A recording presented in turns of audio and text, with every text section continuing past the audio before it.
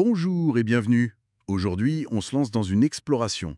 Une question qui revient souvent chez les passionnés de jeux et qu'on a justement traitée dans notre dernier article. Est-ce qu'on peut encore créer un jeu de société vraiment original? Ah, la grande question. Oui, avec toutes les sorties des milliers chaque année, on peut se demander si, bon, tout n'a pas déjà été fait, quoi. C'est ça. Notre idée ici, c'est de regarder de plus près ce qu'on entend par originalité.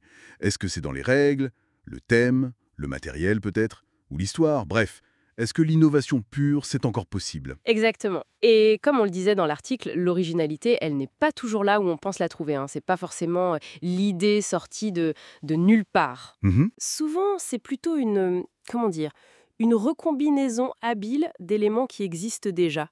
Un peu comme en cuisine, tu vois. On prend une recette connue et on y ajoute un truc qui change tout. C'est une bonne image, ça. Oui, et puis il faut faire la différence entre juste améliorer un truc qui existe déjà, une petite évolution quoi, et la vraie rupture, le truc qui casse les codes. D'accord, Et ne pas oublier que ce qui paraît nouveau pour l'un, ben ça ne l'est pas forcément pour l'autre. C'est très subjectif la nouveauté. c'est vrai.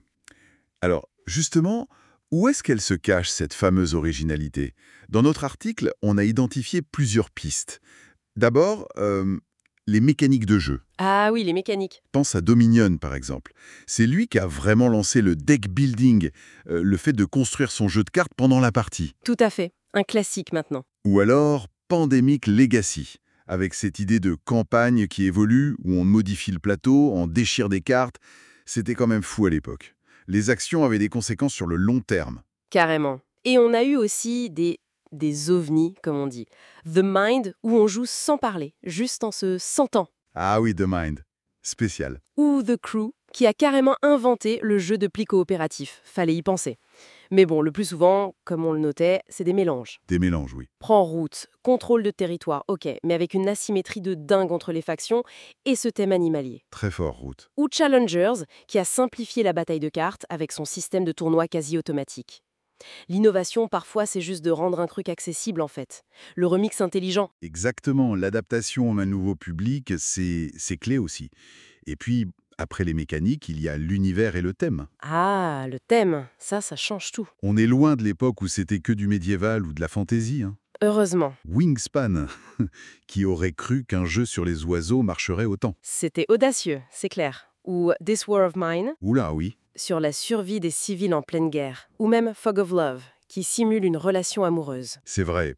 Parfois, juste un thème fort, un peu inattendu, ça suffit à marquer les esprits. Absolument. Et il ne faut pas oublier le matériel. C'est une source d'innovation qu'on voit, qu'on touche. Ah oui, le matériel, c'est vrai. Les applications mobiles, par exemple, dans Unlock ou Chronicles of Crime, ça guide l'enquête, ça ajoute une dimension. Mhm. Ou les lunettes noires dans Nyctophobia pour simuler la cécité. C'est une expérience sensorielle forte. Carrément immersif. Et que dire de Turing Machine avec son espèce d'ordinateur en carton perforé? C'est juste génial comme idée. Incroyable, oui. Donc oui, comme on l'écrivait, le matériel peut vraiment transformer le jeu, lui donner un cachet unique. Et enfin, dernière piste qu'on explorait, l'expérience narrative. Ah, l'histoire. Oui, raconter quelque chose.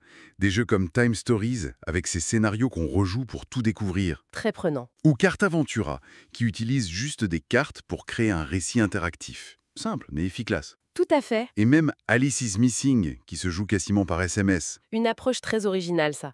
L'idée, c'est vraiment de dépasser la mécanique pure pour créer une immersion, une histoire. C'est ça, mais attention. Et ça, c'était un point important de notre article.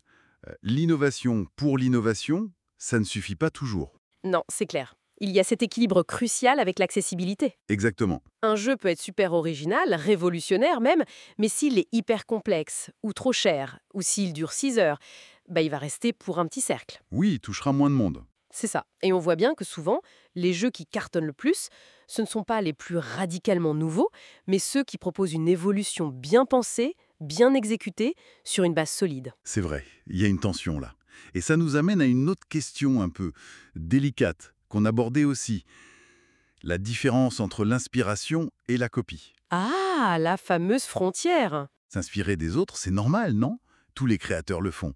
Bruno Catala, par exemple, il est passé maître dans l'art d'assembler des mécaniques qui existent déjà pour faire quelque chose de neuf. Tout à fait. La créativité, c'est souvent ça. Transformer, combiner, ajouter sa touche personnelle.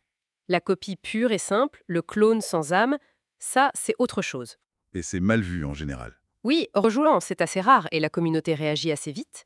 Ce qui compte, c'est l'honnêteté et ce que le jeu apporte de plus. Un jeu qui s'inspire mais qui améliore l'original ou qui propose une vraie variation, il peut être très bien accueilli. D'accord. Donc, pour revenir à notre question de départ, peut-on encore créer un jeu original? Si je résume notre pensée de l'article, la réponse est oui, mais. Oui, un oui nuancé, c'est ça. L'originalité absolue sortie de nulle part, c'est peut-être un peu un mythe en fait. Hmm. Ce qui compte vraiment, c'est la capacité à offrir une expérience qui soit nouvelle, qui surprenne, qui reste en mémoire. Une sensation de neuf. Exactement. Cette capacité à recombiner, à remixer avec talent pour créer cette sensation de neuf, elle est bien réelle. C'est tout cet art de l'assemblage, finalement, qui fait que le monde du jeu de société est si vivant et se réinvente sans cesse. C'est une belle conclusion. Et pour finir, peut-être, une petite question à laisser en suspens. La prochaine fois qu'un jeu nous tape dans l'œil, au lieu de se demander s'il est original dans l'absolu, Mhm. demandons-nous plutôt, qu'est-ce qui pour moi le rend spécial? Quelle est cette combinaison d'éléments, cette mécanique, ce thème, cette sensation qui fait tilt, qui me fait dire, tiens, ça, c'est différent. Qu'est-ce qui crée cette petite étincelle personnelle?